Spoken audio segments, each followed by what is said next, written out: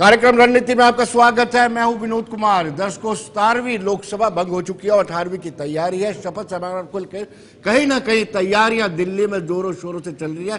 बड़ा अच्छा संकेत यह है कि एनडीए को लेकर के इंडिया ब्लॉक ने स्पष्ट कर दिया कि वो सरकार बनाने का प्रयत्न नहीं करेगा। लेकिन आज का दिन इसलिए बड़ा इंपॉर्टेंट है कि मोल भाव हो रहा है। अगर हम बात करेंगे चंद्रबाबू नायडू की, नीतीश कुमार की, तो मोल भाव की परिस्थिति में वो आ चुके हैं।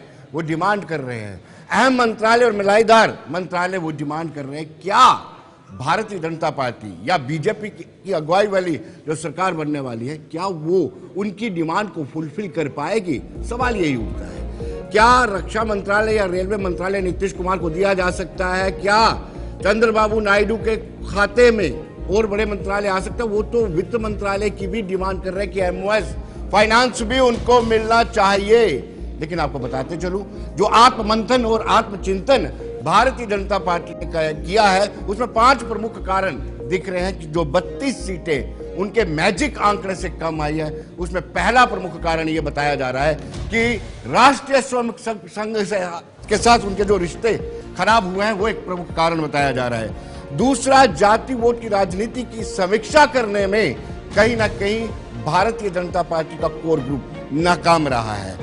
तीसरी बड़ी बात यह है कि मोदी मैजिक जो था वो इस बार नहीं चल पाया है। जो बार बार राष्ट्रीय स्वयंसेवक संघ के लोग कहते थे हिंदुत्व और मोदी मैजिक नहीं चलेगा और भी आपको कुछ करना पड़ेगा।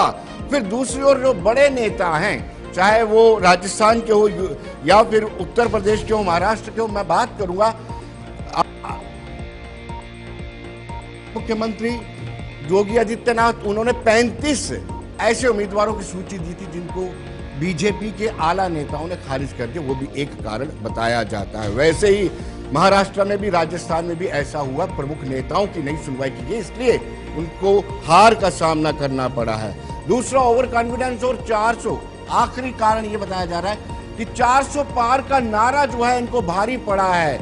400 पार को लेकर के जो विपक्षी इंडिया ब्लॉक है, उन्होंने उसका अलग से मतलब निकाला और ओबीसी, एसटी और एससी के बीच में जाकर के कहा कि ये आरक्षण को खत्म कर देंगे, ये आरक्षण को खत्म कर देंगे, ये संविधान को बदलना चाहते हैं। दूसरी, 400 पार था तो बीजेपी के जो कट्टर कार्यकर्ता थे वो भी वोट डालने के लिए नहीं निकले कि हो सकता है जीत जाएंगे। ये प्रमुख कारण बताए जा रहे हैं। लेकिन हम चर्चा करेंगे कि आखिर मोल भाव नहीं हुआ तो कहीं ये ना हो कि एनडीए की सरकार बने या नहीं। लेकिन फिलहाल अभी तक ये साफ है और स्पष्ट है और ठीक है कि सरकार बनने जा रही है।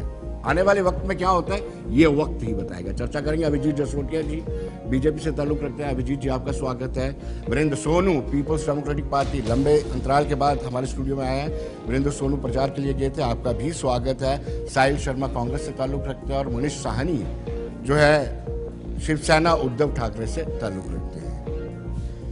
मैं अभिजीत जसरोटिया से शुरू करूंगा। अभिजीत जी, पहले दोनों ही टर्म्स हम कहें तो उसमें आपको पूर्ण बहुमत था, 272 का मैजिक आंकड़ा आपके पास था। लेकिन अब वो आंकड़ा नहीं है, 32 सीटें आप पीछे हैं।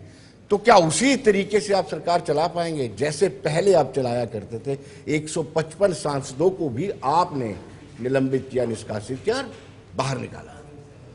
बहुत बहुत धन्यवाद आपका विनोद जी।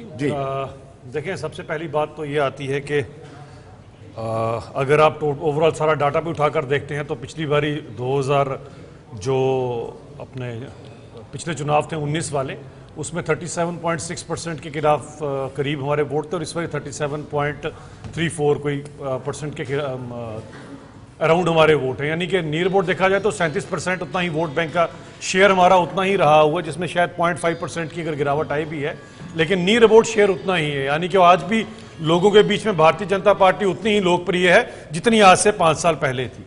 अब जहां पर जो थोड़ा बहुत है, क्योंकि सभी के सभी जो बाकी के दल है सबके सब इकट्ठे हो गए बिना किसी एजेंडे के, बिना किसी चीज के, केवल और केवल 1 पॉइंट एजेंडा के किस तरह से देश को पीछे धकेला जाए, किस तरह से सत्ता पाई जाए, और सत्ता के लोभ में आकर जो लोगों ने यहां काम किया और लोगों को बरगलाने में जो लोग ये कामयाब हुए हैं, लेकिन फिर भी जो कोर वोटर है भारतीय जनता पार्टी का उसे नहीं तोड़ पाए हैं। और सबसे बड़ी बात यह आती है, केवल भारतीय जनता पार्टी इस इंडिया अलायंस के खिलाफ चुनाव नहीं लड़ रही थी। आज पूरी की पूरी ग्लोबल ताकतों के खिलाफ, जो जिनके खासकर पेट में दर्द हो रहा था कि हिंदुस्तान किस तरह से 11वें नंबर की अर्थव्यवस्था से 5वें नंबर पर पहुंच गई और किस तरह से हिंदुस्तान आगे बढ़ रहा है, किस तरह से 25 करोड़ लोग जो हैं वो गरीबी रेखा से उठ रहे हैं, जितने भी पेट में दर्द हो रहे थे उससे सबसे ज्यादा जो इंडिया अलायंस के पेट में दर्द हो रहा था, सबके सब आपके सामने।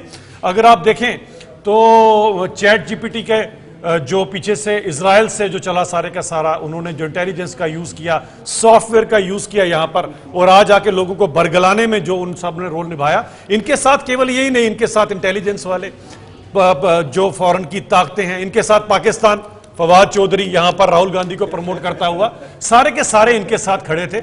उनके खिलाफ भी जो है मुझे लगता है भारतीय जनता पार्टी ने फिर भी अपना वोट बैंक का जो शेयर है इतना ज्यादा, जो मुझे लगता है एक मुखालफत इतना ज्यादा जो एक लोगों ने और पूरी की पूरी दुनिया के इन कंट्रीज ने जिनको हिंदुस्तान की तरक्की से बड़ी तकलीफ हो रही थी, उन सब ने जो मोर्चा खोला होता, उसके बाद भी जो भारतीय जनता पार्टी ने अपना एक अच्छा रिजल्ट दिया है, उसके लिए मैं अपने पार्टी के कैडर की, पार्टी के नेतृत्व की, सबकी यहां पर सराहना करना चाहता हूं। चलिए अभिजीत जी, मैं बताता हूं कि कैसा इंडिया ब्लॉक की मीटिंग हुई। 19 पार्टियां थी, 33 बड़े नेता वहां पर मौजूद थे और मीटिंग में यह फैसला लिया गया कि फिलहाल अप्रोप्रिएट वक्त का इस्तेमाल किया जाएगा, जब वक्त आएगा तब हम अपना बड़ा फैसला सुनाएंगे। लेकिन फिलहाल मल्लिकार्जुन खड़गे ने यह स्पष्ट कर दिया कि वो अभी सरकार नहीं बनाएंगे, ना ही सरकार बनाने का प्रयत्न या प्रयास करेंगे। आइए देखते पहले मल्लिकार्जुन खड़गे ने क्या कहा है।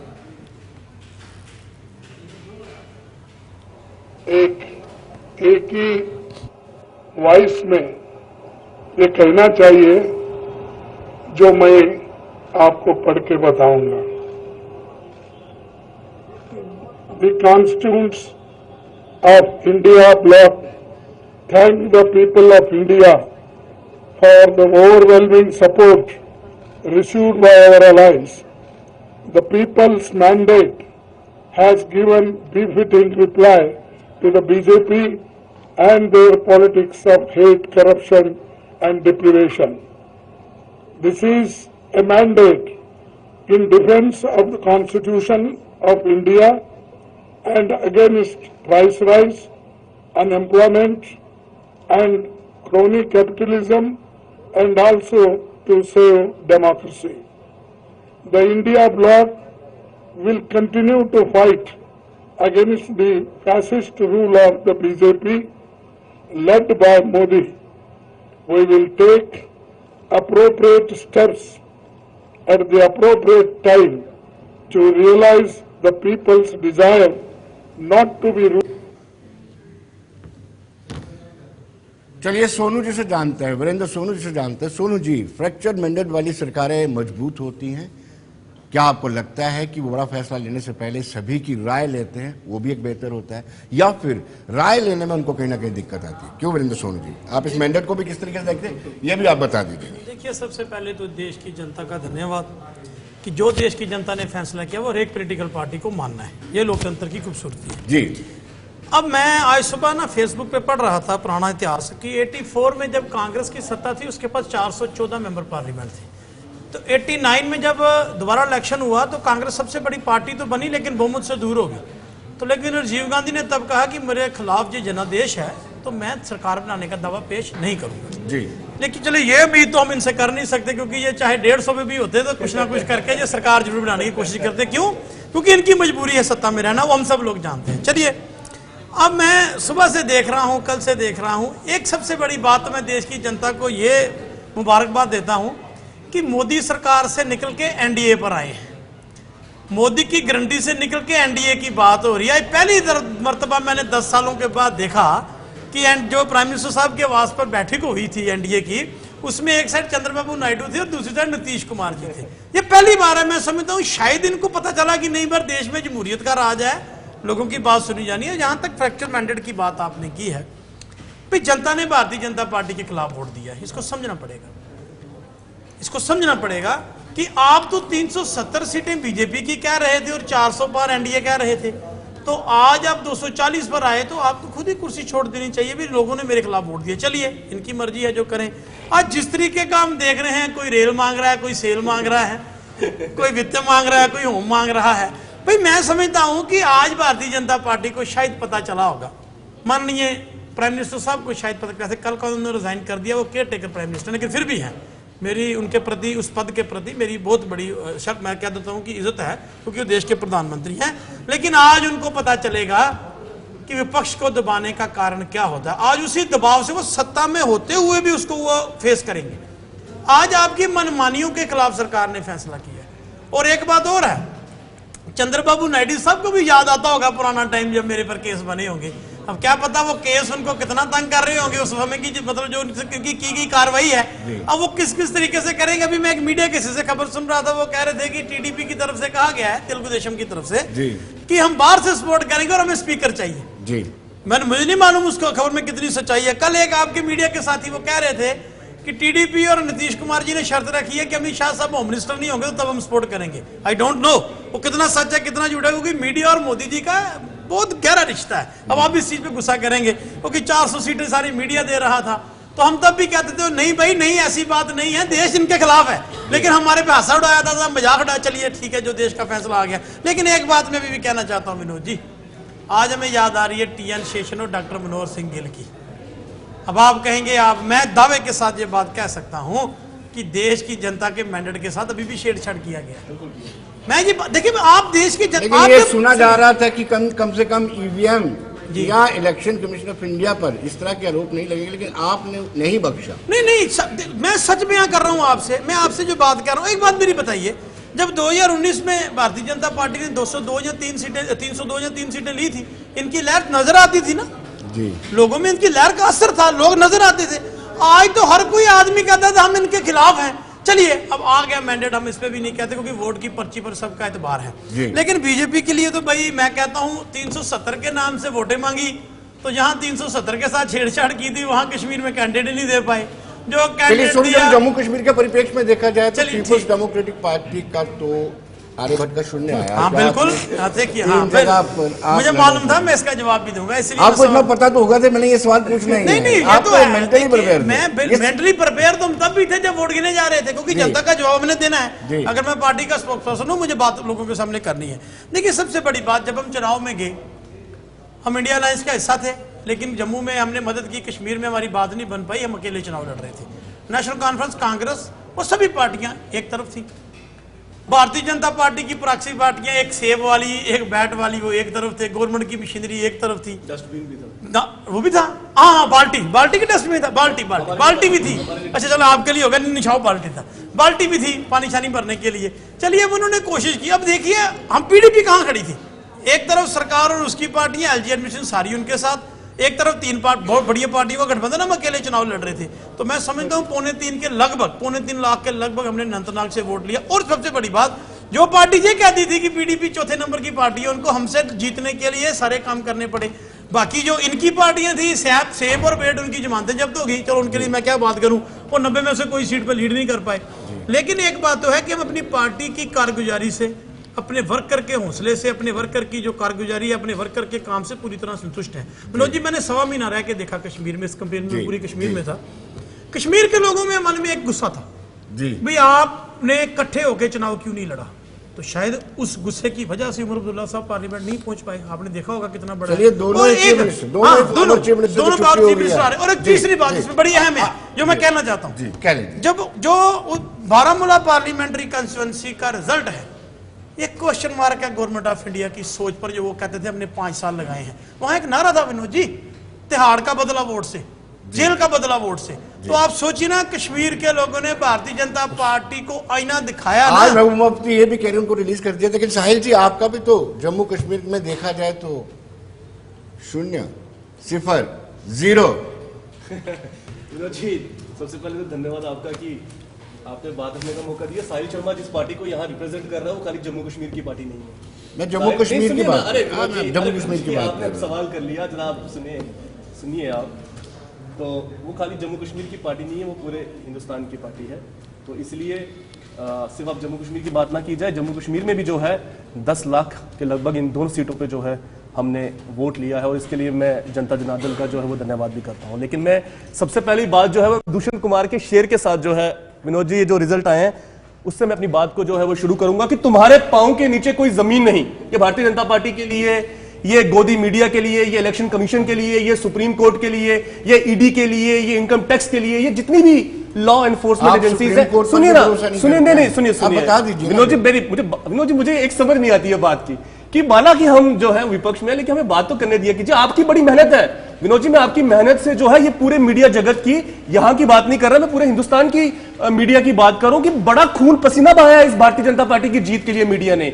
वह जो मीडिया के जो वॉरियर्स हैं, ये उनको भी जो है मैं मुबारकबाद दे रहा हूं। मैं कोई ऐसे कुछ जो है शब्दों का प्रयोग नहीं कर रहा हूं, मैं तो आपकी तारीफ कर रहा हूं। तो मैं जरा था दुष्यंत कुमार के ऊपर कि दुष्यंत कुमार का जो एक शेर है कि तुम्हारे पांव के नीचे कोई जमीन नहीं, कमाल यह है कि फिर भी तुम्हें यकीन नहीं, मैं बेपनाह अंधेरों को सुबह कैसे कहूं, मैं इन नजारों का अंधा तमाशबीन नहीं, तेरी जबान है झूठी जमहूरियत की तरह, तू एक जलील सी गाली से बेहतरीन नहीं। तो विनोद जी, जो लोग कह रहे थे, जो कांग्रेस को मैं देख रहा था, देश के प्रधानमंत्री और देश के माननीय गृह मंत्री जी, देश के प्रधानमंत्री जी हैं, मेरे भी प्रधानमंत्री जी हैं, ऐसी बात नहीं है कि कांग्रेसियों के प्रधानमंत्री नहीं है, फिर जो है शपथ लेंगे, उनको बेस्ट विशेष है। मैं मुबारकबाद भी जो है आप लोगों के साथ साथ जो है वो भारतीय जनता पार्टी को भी मुबारकबाद दे रहा हूं। लेकिन मैं देख रहा था 4 दिन पहले क्या अमित शाह जी ने इंटरव्यू दिया मीडिया को, प्रधानमंत्री जी अमित शाह जी ने प्रधानमंत्री जी ने जो है इंटरव्यू दिया, उसमें वो पूरी देश की जनता को स्टॉक मार्केट में पैसा लगाने के लिए जो है वो आह्वान कर रहे हैं। लाखों करोड़ रुपया जो है इस देश का जो था ना, इन 2 व्यक्तियों की वजह से, और इन 2 लोगों के जो दलाल जो बैठे हुए थे मीडिया में, जो लोग जो है झूठे सर्वे लोगों के सामने रख रहे थे, ये उन लोगों की वजह से जो है इन लोगों का पैसा जो है इन लोगों के गलत बयानबाजी की वजह से जुड़ा। अरे हम खाली जो है सिर्फ एक फ्रंट पे विनोद जी लड़ाई नहीं लड़ रहे थे, अरे राम मंदिर के नाम का भेजा इस्तेमाल किया गया, राम मंदिर के नाम को जो है वो बेचा गया। प्रधानमंत्री का जो स्तर है, प्रधानमंत्री एक बड़ी भारी पोजीशन है।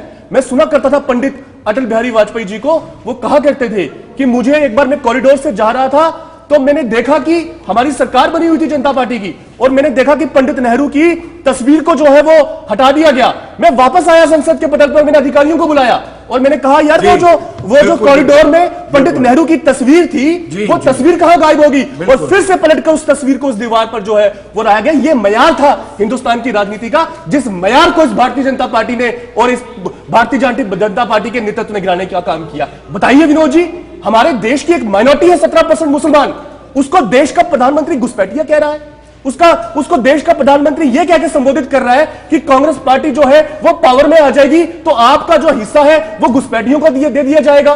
प्रधानमंत्री मेरा कह रहा है कि मुजरा हो रहा है। अबे बताओ यार, मेरा प्रधानमंत्री वो रविंद्र, मैं सलाम करता हूं कर्नाटक की उस जनता को जिसने 1000 महिलाओं का शोषण किया, जिसने आईपीएस अफसर से लेकर 78 साल की महिला तक को नहीं छोड़ा, उसको हराने का काम किया। और आपकी एक बात को मैं विनोद जी मैं स्ट्रांगली जो है अपोज करता हूं। आपने कहा कि इन लोगों ने लोकतंत्र संविधान के ऊपर जो है वो गलत बयानबाजी नहीं की। ये हमारी बयानबाजी नहीं थी, ये इनके नेताओं की बयानबाजी थी। और वो जो लल्लू सिंह, वो जो अयोध्या लास्ट हारा इसलिए क्योंकि संविधान के खिलाफ बयान दिया, वो ज्योति मिर्जा चुनाव हार गई, संविधान के खिलाफ बयान दिया। लेकिन हम जनमत को आपके बयान विनोद जी सुनिए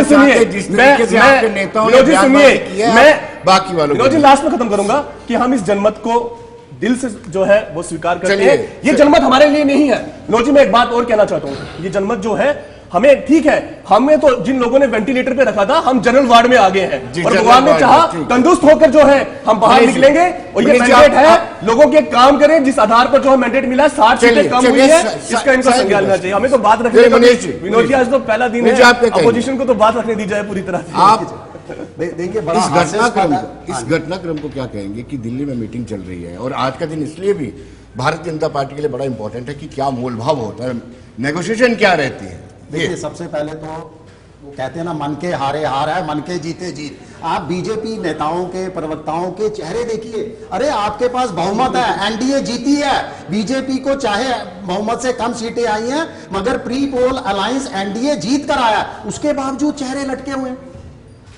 दूसरी तरफ इंडिया को देखिए, हम चाहे आंकड़ों में पीछे रहे हैं, आंकड़ों में हमारे कम है 30 से 40 जो है सीटें, मगर उसके बावजूद हमारे तमाम लोगों के चेहरे खिले हुए हैं, जनता के चेहरे खिले हुए हैं। आज जो बाहर जाकर चर्चा ये हो रही है कि हमने शायद थोड़ी सी, जनता कहती है कि गलती कर दी, 30-40 सीटें इंडिया को और देनी चाहिए थी। देखिए क्या चीज नकारी गई है, चुनावों के अंदर ध्रुवीकरण की राजनीति को पूरी तरह से नकार दिया गया, नफरत की राजनीति को पूरी तरह से नकार दिया गया, जो संविधान बदलने का दावा करते थे उनको पूरी तरह से नकार दिया गया, तानाशाही को पूरी तरह से नकार दिया गया है। ये तमाम चीजें जो है एक सबक सिखाती हैं बीजेपी को कि जो 400 का दावा करती थी, अपने अकेले दम पर 350 का दावा करती थी, वो मात्र 250 का आंकड़ा भी नहीं पार कर सके।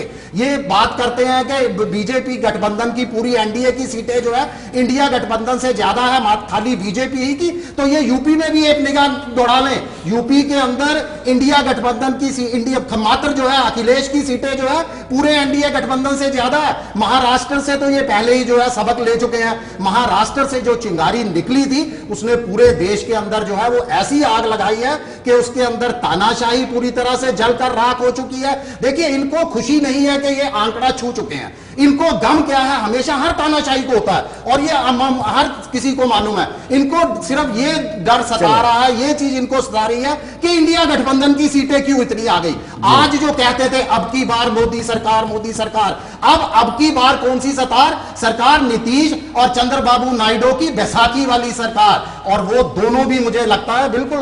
चलिए अभिजीत जी से जान लेते हैं। अभिजीत जी, सवाल यह है कि पहले 2 टर्म जो है आपने फुल मेजॉरिटी बनी 272 जो मैजिक आंकड़ा रहता है उस वाली सरकार की, अब आपको बैसाखी का सहारा लेना पड़ेगा, आपको दिक्कतें आएंगी। दूसरी बड़ी बात है कि जम्मू कश्मीर के परिप्रेक्ष्य में देखिए 43 सीट्स थी जम्मू प्रोविंस की, जिसमें से आप मात्र 29 पे ही बढ़त हासिल कर पाए, बाकी 7 और 7 14, 7 में एनसी और 7 में कांग्रेस ने बढ़त।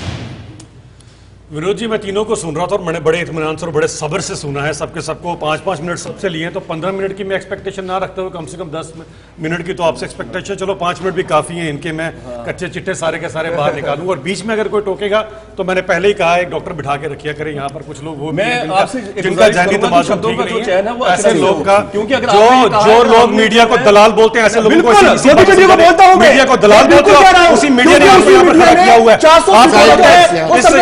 इस देश के छोटे पिलर को दलाल बोले और आपको दलाल वो है बाहरी देश में जाकर हिंदुस्तान को बेचने वाले दलाल है। आप दलाल हो जो इसराइल से जाकर इंटरनेट कंपनी को लाकर यहाँ पर आप दलाल हो, आप दलाल हो जो इसराइल के तलवे चाहते हो, आप दलाल हो जो कि पाकिस्तान के तलवे चाहते हो। मीडिया को कुत्ता बोलिएगा, मीडिया को कुत्ता बोलिएगा, आप बोलिएगा मीडिया दलाल होंगे, हमारी पार्टी दलाल होगी, मीडिया दलाल नहीं है। मीडिया को दलाल ना बोलिएगा, प्लीज करें, शर्म करें थोड़ी सी। आज मीडिया ने आईना दिखा दिया, मीडिया को दलाल बोल रहे हैं बदतमीज लोग।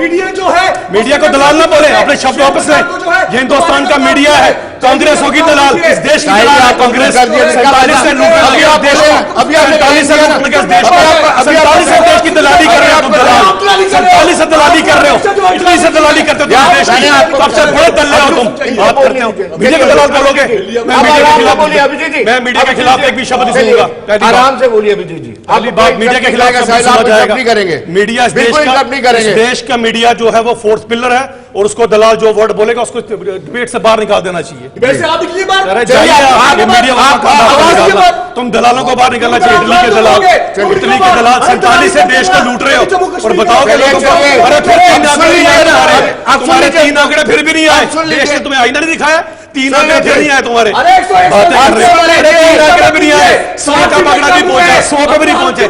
शर्म करो, 100 भी नहीं पहुंचे। उछल ऐसे रहे, पता नहीं देश ने क्या कर दिया, उछल पता नहीं ऐसे रहे क्या हुआ, 100 भी नहीं पहुंचे, सेंचुरी भी पूरी नहीं हुई। पे आप बोलने दीजिए ना, मैं बोलूंगा कि साहिल जी को ब्लैक कर दीजिए। फिर जब उनको बोलने दीजिए, आपका इतना लंबा आपने लेक्चर दिया, आप मुझे ये बताइए ना कितने मुझे एक बात सभ्य तरीके से सुन रहे, वो सभ्य तरीके से आपने उनको रोका, वो सभ्य तरीके से वो सभ्य तरीके से सुन रहे थे ना, तो मैं सुन रहा था कि शब्द आप क्या डॉक्टर चाहिए चलिए मुद्दे अभिजीत जी शब्दों के चयन में चलिए, अब सुन लीजिए, आप बीच में नहीं बोलिएगा, बीच में नहीं बोलिएगा। चलिए पहले मैं शुरू करता हूँ जरा शेर से जो इनके ऊपर लगता है कि तुझे इस बाजार का दस्तूर में बता नहीं सकता, बिक गया जो खुद वो खरीदार हो नहीं सकता। आज भी इस देश के लोगों ने, और हमारे जो अलायंसेज हैं ये प्री पोल अलायंस है, कोई पोल के बाद अलायंस नहीं है, प्री पोल अलायंस आज भी देश में सबसे बड़े बहुमत के साथ है। और भारतीय जनता पार्टी आज भी अपने 37% के वोट के ऊपर कायम है। आज भी इस देश की 148 करोड़ की जनता में से 37% ने भारतीय जनता पार्टी को मैंडेट दिया है। आज भी इस देश के लोगों का भारतीय जनता पार्टी में पूरे का पूरा विश्वास है। और ये जो बातें करते हैं आप इनको देखिए, इस देश के कितने बड़े ये लोग, सोचने वाली बात है कितने बड़े दुश्मन होंगे कि जिस दिन शेयर मार्केट नीचे गिरती है, राहुल गांधी जी अपनी कुर्सी पर उछलना शुरू हो जाए, शेयर मार्केट नीचे गिर गई, शेयर मार्केट नीचे गिर गई, ये अंबानी नीचे गिर गया, ये गिर गया। अरे भाई केला अंबानी थोड़ी ना, उसके अंदर और बड़े हैं। और देखिए इनको ये भी जरा मैं आईना दिखाना चाहता हूं कि जिस दिन लोगों को फिर से एश्योरेंस होगी कि माननीय नरेंद्र मोदी जी देश के पुनः तीसरी बार प्रधानमंत्री बनेंगे, आज फिर से शेयर मार्केट जो है ऊपर चले गई। लेकिन जब देशवासियों का नुकसान हुआ तो राहुल गांधी जी अपनी कुर्सी के ऊपर उछल रहे थे। देखें देश का नुकसान हो रहा है, यहां से पता लगता है, और उनको उछलना नजर आ रहा था उस समय। आज कम से कम इस देश की ईवीएम बच गई, वरना इन लोगों ने फिर से ईवीएम के ऊपर जाके सारे का सारा ठीकरा फोड़ना था, और शायद कहीं जाकर उस समय मुझे लगता है इलेक्शन कमीशन का ऑफिस ही ना चला देते। अब मैं आता हूं जरा इन पार्टियों के ऊपर जो ना बेचारी 1 ना 11 में रही, जिनका सुपड़ा साफ हो गया। और खासकर जम्मू कश्मीर के अंदर पता नहीं, कहते हैं जी मैं प्रवक्ता, तुम राष्ट्रीय प्रवक्ता हो, तुम जम्मू कश्मीर के प्रवक्ता हो, भाई पहले जवाब दो, जम्मू कश्मीर के अंदर के कांग्रेस को कितनी सीटें आई? सुपड़ा साफ, कांग्रेस का सुपड़ा जम्मू कश्मीर से साफ हो गया। अलायंस में जीतने के, लड़ने के बावजूद भी दोनों सीटें हार गए। और तो और हार गए ये जो यहां पर बैठे, जिनको बड़ी खुशी हो रही है आज, क्या बीजेपी हार गई। 1.5 महीना कहते हैं मैं वहां पर कश्मीर में रहकर आया, और इनकी क्योंकि पार्टी में इनकी एक जो बहुत काम कर रही थी, अपनी अम्मी के लिए बड़ा काम कर रही थी, एक हमारी बहन है वो, अपनी अम्मी के लिए बड़ा काम कर रही थी, उनकी अम्मी हार गई। अब उनके मामू भी हार गए, क्योंकि उमर साहब मामू ही लगे, वो भी हार गए, उनके भाईजान भी हार गए। इनके यहाँ पर दूसरे एक चचा जान थे जिनको लेकर आए थे दूसरी पार्टी से, यहाँ पर हमारे कठुआ के अंदर वो चचा जान भी हार गए, और इनके ताऊ जी बड़े बड़े मूंछों वाले वो भी हार गए।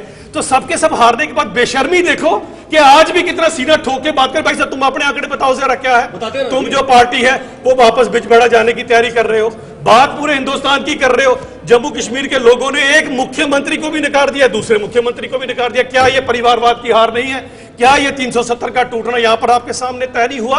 क्या लोगों ने भैया नहीं आपको आईना ना दिखाया कि आपकी दादागिरी नहीं चलेगी, नहीं चलेंगे मुफ्तीज, नहीं चलेंगे अब्दुल्लाज, नहीं चलेंगे गांधीज, नए लोग आएंगे। और वहां पर आप देखो लोगों ने जो जीत दी, किसको जीत दी? एक बेचारे ने बड़े मेहनत से अपने अब्बू के लिए काम किया, उसके अब्बू जीत गए, अम्मी हार गई, मामू हार गए, चाचू हार गए, ताऊ हार गए, सब हार गए, लेकिन उसके अब्बू जीत गए क्योंकि वो परिवारवाद से बाहर थे, इसीलिए वो लोग जीत गए।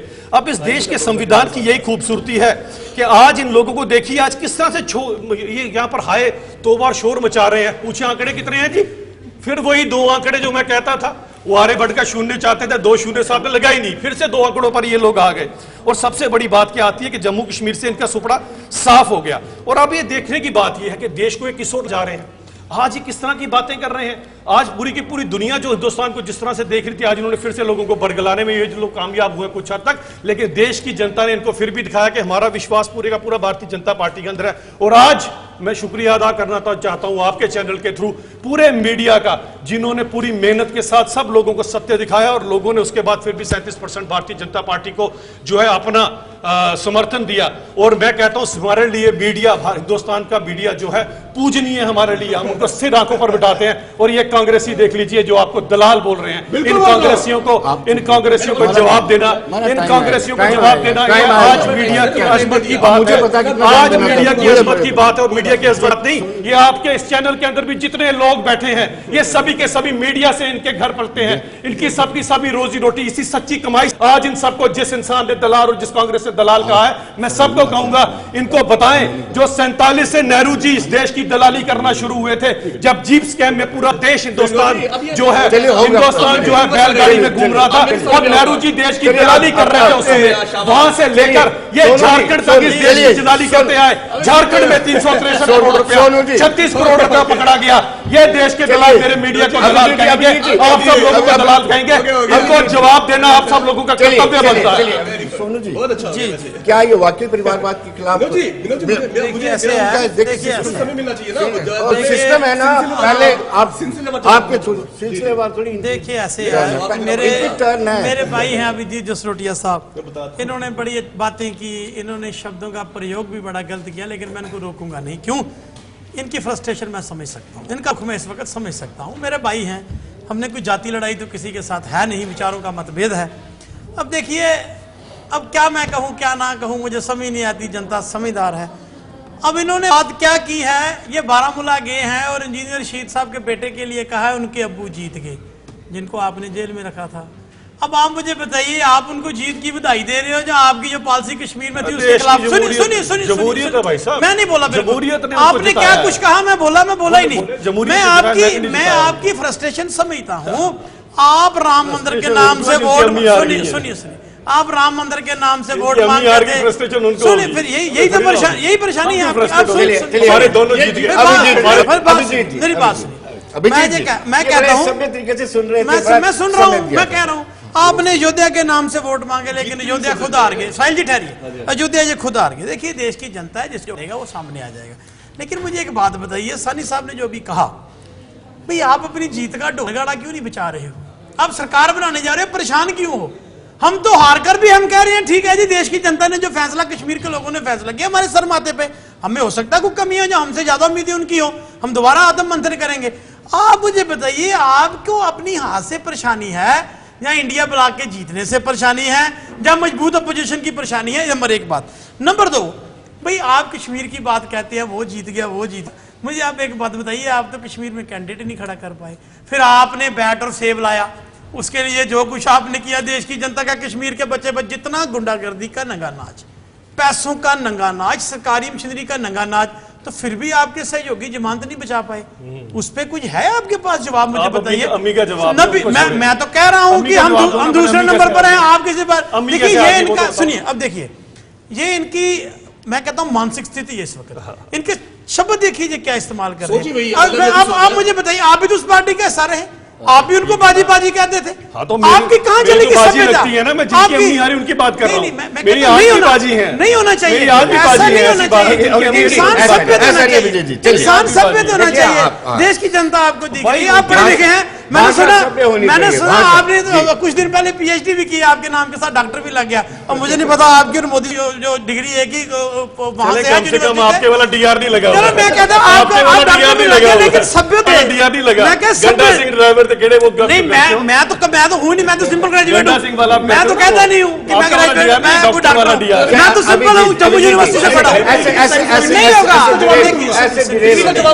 आप डीरेल किस लिए करना चाहते हो? क्योंकि आपको सता रहे हैं नीतीश कुमार और चंद्रबाबू नायडू। मेरा कोई दोष नहीं, जम्मू कश्मीर हमारा कोई दोष नहीं। अगर वो आप जो मिनिस्ट्री छीन रहे हैं, हमारा क्या दोष है? अगर आपकी एनआई के पे वो आपको घेर रहे हैं तो मेरा क्या कसूर है?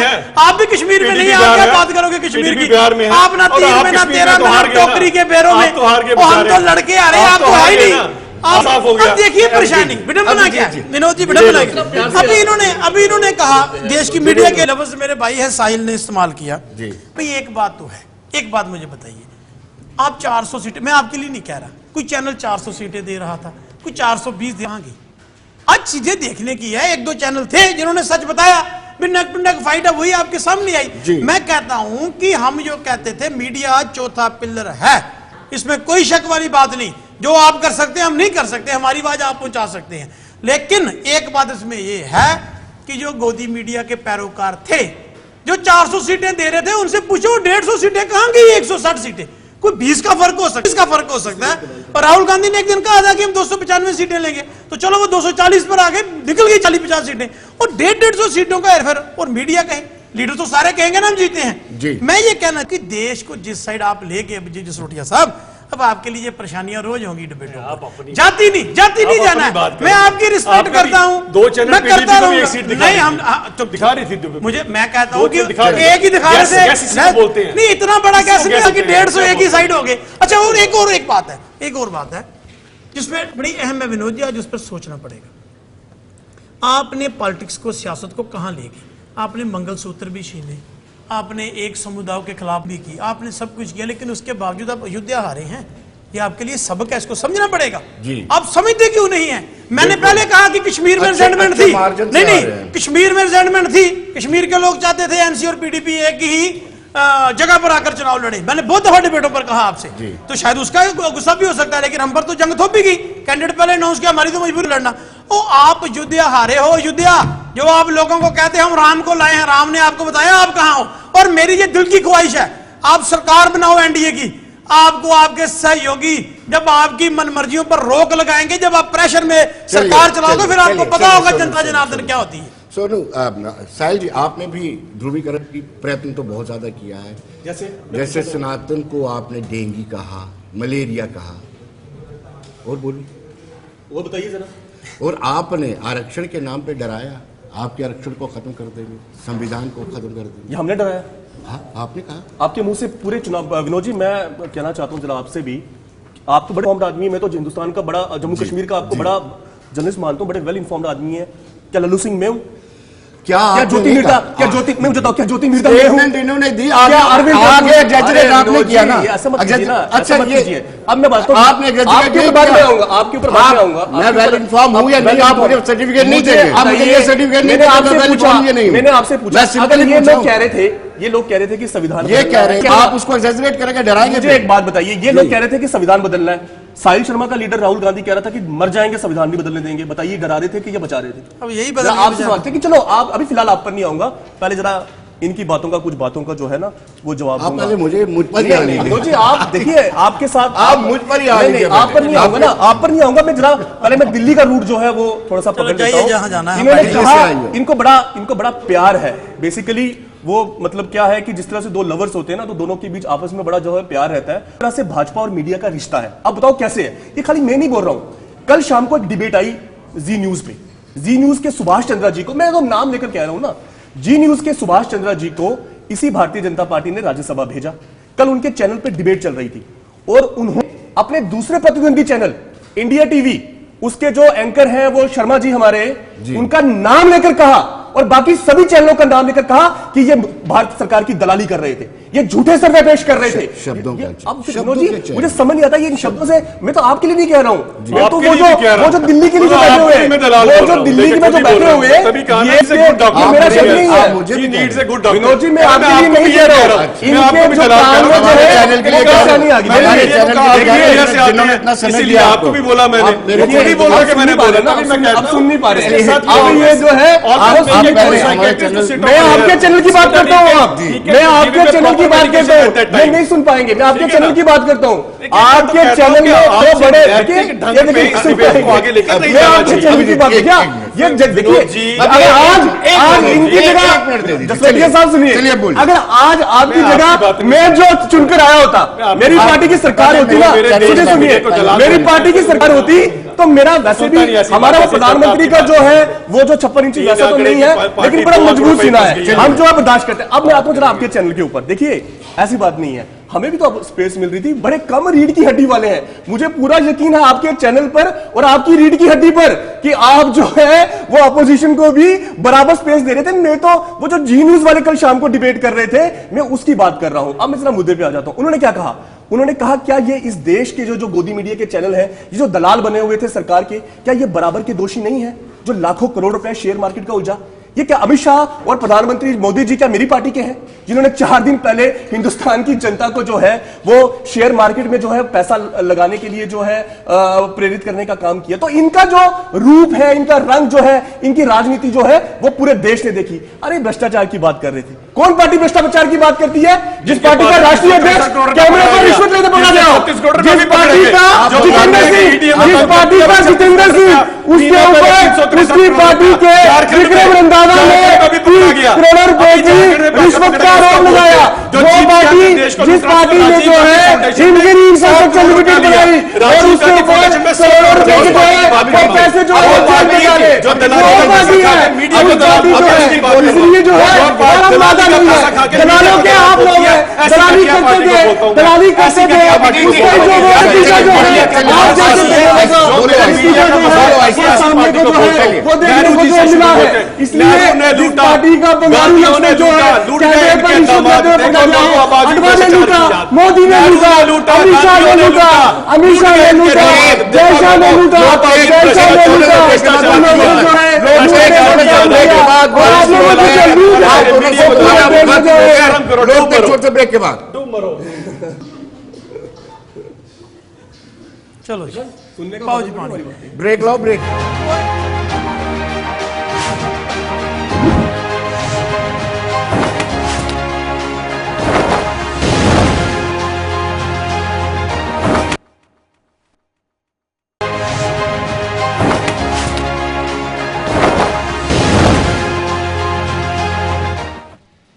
ब्रेक के बाद एक बार फिर स्वागत है और मनीष साहनी से जानना चाहूंगा कि शिवसेना ठाकरे गुट का क्या रोल रहेगा।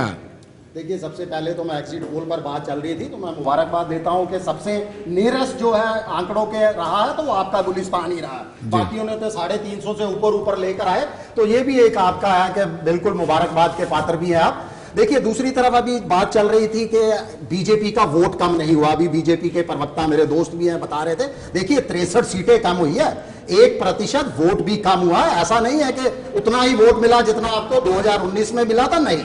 अब आते हैं प्रभु श्री राम के बात हो रही थी, अयोध्या पर बात हो रही थी। देखिए, इसमें कोई दो राय नहीं है कि बीजेपी के तमाम जो है जितने उम्मीदवार वहां खड़े हुए थे वो सब हारे हैं। क्यों हारे हैं? क्योंकि प्रभु श्री राम को मानते हैं, आप कौन सा मानते हैं? बिल्कुल आप गलत बात कर रहे हो, आप गलत बात कर रहे हो। अरे आप राम के नाम पर राजनीति करते हो, आप तो राम के नाम की राजनीति करते हो, राम के नाम पर वोट मांगते हो। कभी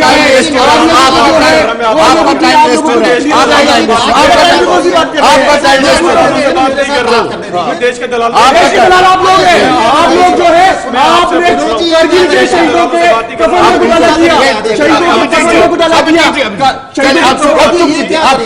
देखिए, प्रभु श्री राम जो है तानाशाही वालों को कभी अपना आशीर्वाद नहीं देते। बिल्कुल, मैं आपको बताने जा रहा हूँ, प्रभु श्री राम आशीर्वाद किनको देते हैं? वो शबरी को प्यार से अपने मानते हैं। आप कैंडीलाइज तो बोलते हैं राम काल्पनिक थे, आप कैसे मानते हैं? फिर हम तो आप कैसे मानते हैं? पहले सत्य की बात करें, सच यही बोले। आपका इंडिलाइज बोलता है, आपका इंडिलाइज बोलता है कि प्रभु राम काल्पनिक थे। मुझे सिर्फ एक बात का, बड़े अदब से एक बात का जवाब दे दीजिए। आपका इंडिलाइज बोलता है प्रभु राम काल्पनिक थे, आप कैसे बोलते हैं? हिंदू धर्म की सबसे बड़ी चीज है बीजेपी के लोग। मैं देश के दलालों से मुंह नहीं लगाता, मैं देश के दलालों से जो मेरे मीडिया को मुंह नहीं लगाता, जो मेरे मीडिया को अपमान करता है, मैं इनसे मुंह नहीं लगाता, मैं इनसे बात कर रहा हूं। मैं सब इंसान से बात कर रहा हूं, मैं जिनका राम प्रतिष्ठा की आपने आदित्य मंदिर की दलाली खाई, आपने करगिल के घोटाला किया,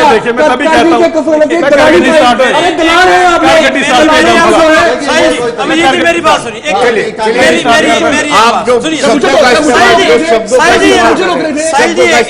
अभिजीत जी एक मिनट, मैं 2 मिनट के लिए आपसे कहता हूँ, हम एक डिबेट पर हैं, चैनल के बैठे दर्शक हमें देख रहे हैं। मेरे हिसाब से ये हमारे लिए शर्म की बात है। नहीं, ये जो जिस चैनल पे आप बैठे हैं ये मीडिया का चैनल है, इस चैनल पे कोई पार्टी का प्रवक्ता मीडिया को दलाल बोलेगा। इस चैनल की वजह से आप यहाँ खड़े हैं, मीडिया की वजह से आप यहाँ खड़े हैं, आप उसका साथ दे रहे हैं, आप ये बात मानते हैं, आप उसका साथ दे रहे हैं। जहाँ पे ये जगह मैं यहाँ पहुंचा ना, अभी जी जसरोटिया जहाँ पहुंचे मीडिया की वजह से पहुंचा, मीडिया की वजह से पहुंचा, मीडिया को कोई दलाल बोलेगा। आप सुन सकते हैं, मैं नहीं सुन सकता, आप सुन सकते हैं, मैं नहीं सुन सकता। जो है अगर आज अभी चीज मीडिया को लोग जानते हैं मीडिया की वजह से, मैं सलाम करता हूँ मीडिया को, मैं हाथ जोड़ता हूँ मीडिया के आगे। मीडिया मेरे लिए पूजनीय है, मीडिया मेरे सिर के ऊपर है, मीडिया मेरे सिर के ऊपर है। आप भी बोल रहे हैं, आप इनके लाइफ में बोल रहे हैं, पहले आप बताएं, आप मानते हैं इसका? खंडन करें,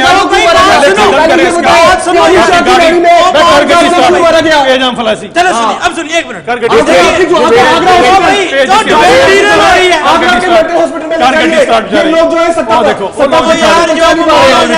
सुनिए एक मिनट मेरी बात, देखो मेरी बात सुनो, जो हम में से जो मेंटल हो जाएगा उसको उसके परिवार वाले खुद ले जाएंगे डॉक्टर के पास। यहाँ चैनल की रिस्पॉन्सिबिलिटी बनती है, यहाँ चैनल की रिस्पॉन्सिबिलिटी बनती है। ज़हनी तवाज़ुन यहाँ खोया गया है, ज़हनी तवाज़ुन यहाँ खोया गया है, इसलिए चैनल की रिस्पॉन्सिबिलिटी बनती है इनको लेकर जाए, इसीलिए गुलिस्तान की मेरे को कोई प्रॉब्लम हो जाए, मुझे अगर यहाँ पर अटैक आएगा ब्रेक के बाद तो गुलिस्तान वाले भेजेंगे।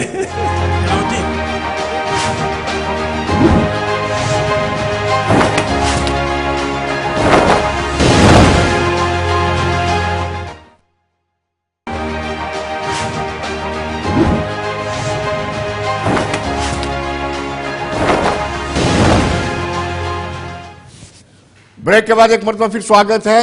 आपको बताते चले कि भाजपा मैजिक फिगर से क्यों पीछे रह गई, ये बहुत बड़ा आंकलन किया जा रहा है। सियासी विश्लेषकों का कहना है कि अगर राष्ट्रीय स्वयंसेवक संघ के साथ लगातार संवाद होता रहता, तालमेल समन्वय बना रहता, तो इस तरह की स्थितियां ना आती। 272 से एटलीस्ट भारतीय जनता पार्टी का आंकड़ा पार होता और ऐसी स्थितियां ना बनती कि अपने अलाइंस पार्टनर की मोल भाव जो है, वो नेगोशिएशन जो कर रहे हैं, उनकी सुननी पड़ती, उनको मनमाफिक मंत्रालय देने पर चर्चा होती। ऐसा ना होता अगर राष्ट्रीय स्वयंसेवक संघ के साथ तालमेल और समन्वय बना करके भारतीय जनता पार्टी ये चुनाव प्रचार करती। जाति वोट की राजनीति पर भी अकर्ता से या विमुखता से तरीका से इस्तेमाल किया जाता और किसी बड़े नेता, बड़े फेस को सामने अलग अलग राज्यों में, उत्तर प्रदेश और राजस्थान या महाराष्ट्र की मैं बात कर रहा हूं, वहां पे उनको भेजा जाता। दूसरी ओर 400 पार का जो बड़ा स्लोगन दिया, ये भारी पड़ गया भारतीय जनता पार्टी के लिए। 400 पार का स्लोगन देने से ही एक बात बिल्कुल स्पष्ट हो गई कि कहीं ना कहीं कांग्रेस को एक नैरेटिव बनाने का मौका मिल गया, अवसर मिल गया, और उन्होंने ये नैरेटिव बनाया कि 400 पार करने के बाद ये कहीं ना कहीं संविधान में बदलाव करेंगे और संविधान में बदलाव करते ही आरक्षण को खत्म कर देंगे। ये एक प्रचार किया गया और इस प्रचार का लाभ भी जो है कहीं ना कहीं पार्टी को मिला।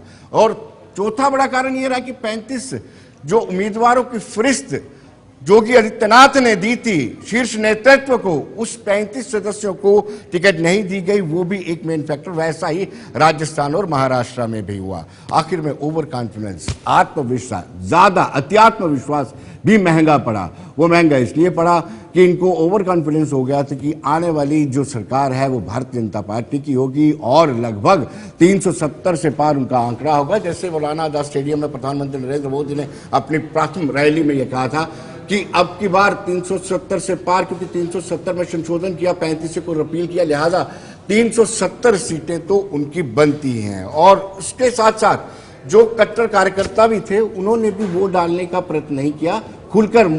आप देख रहे होंगे कि पोल प्रतिशत भी कम हुआ है पिछले 2019 के मुकाबले में। ये भी एक बहुत बड़ा फैक्टर था। तो कहीं ना कहीं अब आत्ममंथन, आत्मचिंतन किया जा रहा है। कांग्रेस को तो बढ़त मिली है, पिछले 2019 के चुनावों के मुकाबले में बहुत ज़्यादा बेहतर किया है। इंडिया ब्लॉक ने बहुत ज़्यादा बेहतर किया है, लेकिन एनडीए का जो ग्राफ गिरा है उसको लेकर के दोनों ही, चाहे इंडिया ब्लॉक हो या एनडीए ब्लॉक हो, दोनों ही आत्ममंथन और आत्मचिंतन करेंगे। बहुत बहुत शुक्रिया अभिजीत जी आपका, सोनू जी आपका बहुत बहुत शुक्रिया, साहिल जी आपका बहुत बहुत शुक्रिया, मुनीश जी आपका बहुत बहुत शुक्रिया। तो दर्शकों, बने रहिए देश दुनिया की खबरों के लिए और मुझे दीजिए इजाजत।